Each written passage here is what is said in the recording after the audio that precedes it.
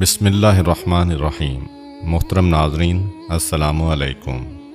رسول خدا صلی اللہ علیہ وآلہ وسلم کی حیات طیبہ میں ایک صحرائی عرب آپ کی زیارت کے لیے مدینہ منورہ کی طرف روانہ ہوا۔ راستے میں دیکھا کہ ایک کبوتری نے بچے دیے ہوئے تھے۔ اس نے کبوتری کے بچے اٹھا لیے اور دل میں کہا، یہ بچے حضرت صلی اللہ علیہ وآلہ وسلم کی خدمت میں بطور تحفہ پیش کروں گا۔ جب کبوتری نے اپنے بچے ایک انسان کے ہاتھ میں دیکھے تو وہ بڑی مضطرب ہوئی اور اس کے سر پر چکر کاٹنے لگی۔ وہ شخص مدینہ پہنچا اور مسجد نبوی میں گیا، حضرت کی زیارت کا شرف حاصل کیا اور کبوتری کے بچے آپ کی نظر کیے۔ کبوتری نے جیسے ہی اپنے بچوں کو دیکھا تو وہ تیزی سے زمین پر اتری اور بچوں کے گرد چکر لگانے لگی۔ پھر وہ اڑی اور کچھ دیر بعد واپس آئی تو اس کی چونچ میں غذا تھی، جسے اس نے چوزوں کے سامنے ڈالا اور اڑ گئی۔ پھر کچھ دیر بعد دوبارہ آئی اور اپنے چوزوں کے سامنے غذا ڈالی۔ اس منظر کو رسول اکرم صلی اللہ علیہ وآلہ وسلم اور دوسرے تمام صحابہ کرام نے دیکھا۔ رسول اکرم نے اپنے صحابہ سے فرمایا، تم نے دیکھا کہ ایک کبوتری کو اپنے چوزوں سے کتنی محبت ہے؟ صحابہ نے کہا، بے شک یا رسول اللہ، آج ہم نے ماں کی ممتا کا یہ عجیب پہلو دیکھا ہے۔ حضرت صلی اللہ علیہ وآلہ وسلم نے فرمایا، مجھے اس ذات کی قسم جس کے قبضہ قدرت میں میری جان ہے اور جس نے مجھے برحق نبی بنا کر مبعوث کیا ہے، تم نے ممتا کی جو شفقت دیکھی ہے، اللہ اس کی نسبت ہزاروں گنا اپنے بندوں پر مہربان ہے۔ یہ سن کر صحابہ بہت خوش ہوئے اور انہوں نے خدا کا شکر ادا کیا۔ پھر حضرت صلی اللہ علیہ وآلہ وسلم نے حکم دیا کہ کبوتری کے بچے آزاد کر دیے جائیں۔ جالینوس اپنے دور کا مشہور حاذق طبیب اور بہت بڑا عالم تھا۔ ایک دن بیٹھے بٹھائے اس کے ذہن میں ایک سوال پیدا ہوا کہ خدا نے غلاظت میں پلنے والے سیاہ بھنورے کو کیوں پیدا کیا؟ اس غلیظ بھنورے کی پیدائش کا بھی کوئی فائدہ ہے؟ آخر اللہ نے بے فائدہ اشیاء کیوں پیدا کیں؟ کافی عرصہ جالینوس اس وہم میں گرفتار رہا۔ پھر قدرت کی طرف سے ایسا ہوا کہ اس کی آنکھوں میں درد شروع ہوا۔ جالینوس اگرچہ خود بہت بڑا طبیب تھا، لیکن اپنی تمام تر کوشش کے باوجود اپنی آنکھ کا درد ختم نہ کر سکا۔ دوسرے اتباع نے بڑی کوشش کی، لیکن اس کی آنکھ کا درد ختم ہونے میں نہ آیا۔ ایک دن ایک بڑھیا جالینوس کے پاس آئی اور اس سے کہا کہ میرے پاس ایک پڑیا موجود ہے جو کہ آنکھوں کے لیے بڑی مفید ہے، خاص طور پر درد چشم کے لیے اکسیر ہے۔ جالینوس نے کہا، آپ مہربانی کر کے وہ دوائی میری آنکھوں میں لگائیں۔ عورت نے سلائی سے وہ دوائی اس کی آنکھوں میں لگائی۔ تھوڑی دیر کے بعد آنکھ کا درد ختم ہو گیا اور جالینوس کو آرام آ گیا۔ اس کے بعد جالینوس نے اس بڑھیا کو بلایا اور اس سے پوچھا کہ تم نے یہ لاجواب دوائی کس چیز سے بنائی ہے؟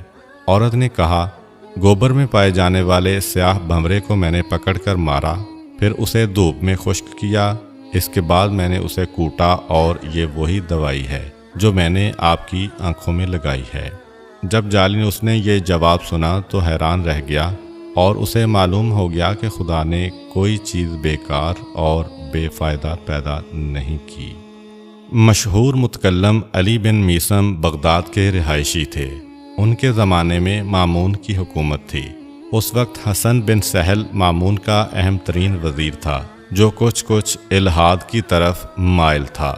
ایک دن ایک زندیق اس کے پہلو میں بیٹھ کر شیخیاں بگھار رہا تھا اور بہت سے افراد اس کی باتوں کو دلچسپی سے سن رہے تھے۔ وہ بدبخت یہ ثابت کرنے میں مصروف تھا کہ پوری کائنات از خود پیدا ہوئی ہے، اس کا کوئی خالق اور مدبر نہیں ہے۔ ابھی وہ اپنی یاوہ گوئیوں میں مصروف تھا کہ اتفاق سے علی بن میثم بھی وزیر کے دربار میں تشریف لائے۔ انہوں نے زندیق کی باتیں سنی تو انہیں سخت صدمہ ہوا۔ انہوں نے وزیر حسن بن سہل کو مخاطب کر کے کہا، جناب، اس کی باتیں بعد میں سن لینا، پہلے میری بات سنیں۔ آج میں نے اپنی زندگی کا عجیب ترین حادثہ دیکھا ہے اور میں وہ آپ کو سنانا چاہتا ہوں۔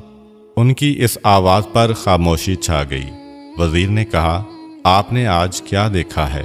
علی بن میثم یوں مخاطب ہوئے، آج مجھے آپ کے یہاں آنا تھا تو میں دریائے دجلہ کے ساحل پر گیا۔ تاکہ کشتی پر بیٹھ کر آپ کے پاس آ سکوں۔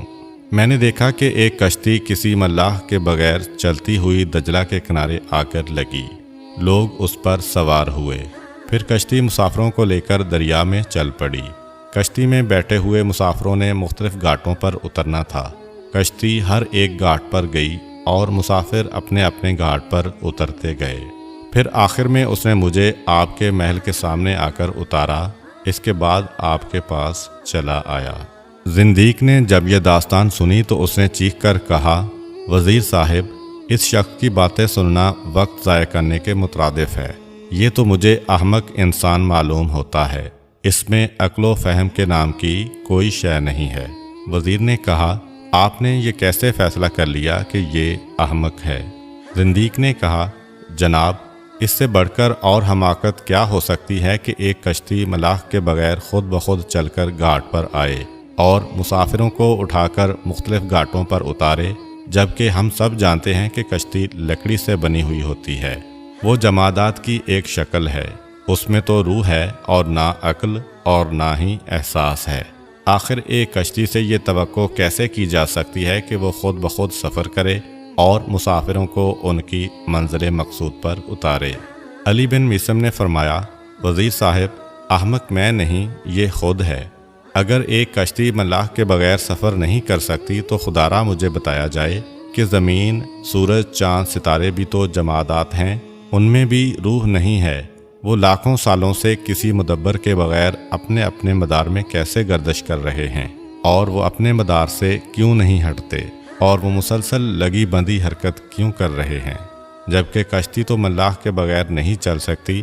آخر یہ کائنات کا نظام کسی محرک و مدبر کے بغیر کیسے چل سکتا ہے؟ علی بن میثم کی اس تقریر سے زندیق کے ہاتھوں کے طوطے اڑ گئے۔ وہ سخت شرمندہ ہوا اور شرمندگی کی وجہ سے گردن جھکا لی، پھر خاموشی سے اٹھ کر وہاں سے چلا گیا۔ امید کرتا ہوں کہ آپ کو آج کی ویڈیو اچھی لگی ہوگی۔ اگر آپ کو ہماری ویڈیو اچھی لگی ہے تو ویڈیو کو لائک کریں اور مزید اس طرح کی ویڈیوز دیکھنے کے لیے ہمارا چینل سبسکرائب کر لیں۔ ملتے ہیں نیکسٹ ویڈیو میں، اجازت دیجیے، اللہ حافظ۔